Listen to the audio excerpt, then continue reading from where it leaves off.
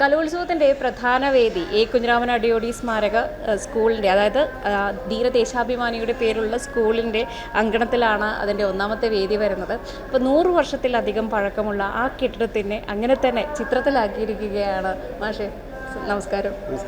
അപ്പോൾ ഈ ചിത്രത്തിന് പിന്നിലുള്ള ഒരു കഥയുണ്ടാവുമല്ലോ, നമ്മളിത് കണ്ടുകൊണ്ടിരിക്കുമ്പോൾ വരച്ചതാണ്. എന്താണ് അതിൻ്റെ ഒരു കഥ? ഞാൻ ഈ സ്കൂളിൽ വന്നിട്ട് 4 മാസമായിട്ടുണ്ട്. അപ്പോൾ 4 മാസം ഈ സ്കൂള് കാണുന്നു. പിന്നെ എൻ്റെ വീടിൻ്റെ തൊട്ടടുത്ത് തന്നെ ആയതുകൊണ്ട് വർഷങ്ങളായിട്ട് ഈ സ്കൂൾ കാണുന്നു. അപ്പോൾ ഈ കെട്ടിടത്തിൻ്റെ ആ പഴമയാണ് എന്നെ ഇതിലേക്ക് ആ ഒരു ചിത്രം വരക്കാൻ വേണ്ടിയിട്ട് എന്നെ ആകർഷിച്ചത്. ഈ സ്കൂളിൽ വന്നതിന് ശേഷം 4 മാസമായി ഞാൻ ഈ സ്കൂളിൽ ചെയ്യുന്ന ഇവിടെ വന്നിട്ട്. അപ്പോൾ വർക്ക് ചെയ്യുന്ന സമയത്തല്ലേ ഈ കെട്ടിടം ഇങ്ങനെ കാണുമ്പോൾ ആറ്റാണ് ഇത്ര വർഷം 101 വർഷമായി ഈ സ്കൂള് ഇതായിട്ട് കെട്ടിടാക്കിയത്. അപ്പോൾ ഇതിൻ്റെ ഈ പഴമ എന്നെ വല്ലാതെ ഇതൊന്ന് എൻ്റെ പെണ്ണുകൊണ്ട് ഇത് എന്നാണ് ഈ ആർട്ടിലേക്കൊന്ന് ആകർഷിക്കാൻ തോന്നി. അപ്പോൾ അതിൻ്റെ നല്ലൊരു അവസരമാണ് ഇപ്പോൾ കിട്ടിയത്. സ്കൂൾ കലോത്സവത്തിൻ്റെ ദിവസം കിട്ടി. അപ്പോൾ കലോത്സവത്തിൻ്റെ ദിവസം തന്നെ അവിടെ ഇരുന്ന് അതിൻ്റെ സ്കെച്ചുകളെല്ലാം ചെയ്തപ്പോൾ സന്തോഷം തോന്നി. ഈ ചിത്രം കണ്ടവരെല്ലാവരും നല്ല അഭിപ്രായം പറഞ്ഞിട്ടുണ്ട്. അപ്പോൾ വളരെ സുരേഷ് മാഷെക്കുറിച്ച് പറയുന്ന സമയത്ത് സംസ്ഥാന അധ്യാപക അവാർഡ് നേടിയിട്ടുണ്ട്. ഡോട്ട് ചിത്രകാരനാണ്. കുത്തുകൾ കൊണ്ട് ചിത്രം ഉണ്ടാക്കുക എന്നുള്ള ഒരു വലിയ കല അങ്ങനെ തന്നെ സ്വായത്തമാക്കിയിട്ടുണ്ട്. അപ്പം ഇത് പക്ഷേ കൊണ്ടല്ല ഈ ഒരു ചിത്രം വരച്ചിരിക്കുന്നത്. അതെന്തുകൊണ്ടായിരുന്നു? ഇത് ഇത്രയും വലിയൊരു ചിത്രം കുത്തുകൊണ്ട് ചെയ്യുമ്പോൾ കൂടുതൽ സമയം വേണം.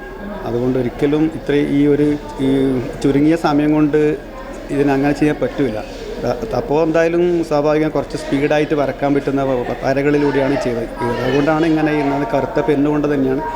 കറുത്ത പേനയാണ് ഏറ്റവും അവരിഷ്ടമുള്ളത്. അപ്പോൾ കറുത്ത പേന കൊണ്ട് തന്നെയാണ്. പക്ഷേ സ്ഥിരമായിട്ട് ഈ പറഞ്ഞ രീതിയിലല്ലാതെ ഈ വരകളിലൂടെയാണ് ഞാൻ ചെയ്തിട്ടുള്ളത്.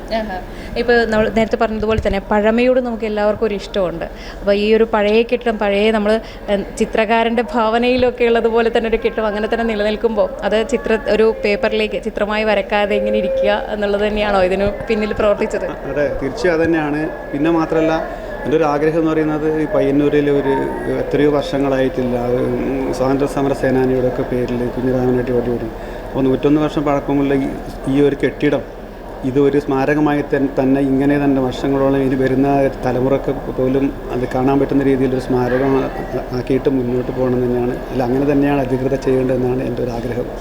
മാഷിൻ്റെ ആ ആഗ്രഹം അങ്ങനെ തന്നെ നിറവേറപ്പെടട്ടെ എന്നാണ് എനിക്ക് പറയാനുള്ളത്. കാരണം മാപ്പെഴുതി നൽകാത്തത് കൊണ്ട് മരണത്തെ ധീരമായി വരിച്ച എ കുഞ്ഞിരാമൻ അടിയോടിയുടെ സ്മാരകമായി നിലനിൽക്കുന്ന ഒരു സ്കൂളാണിത്.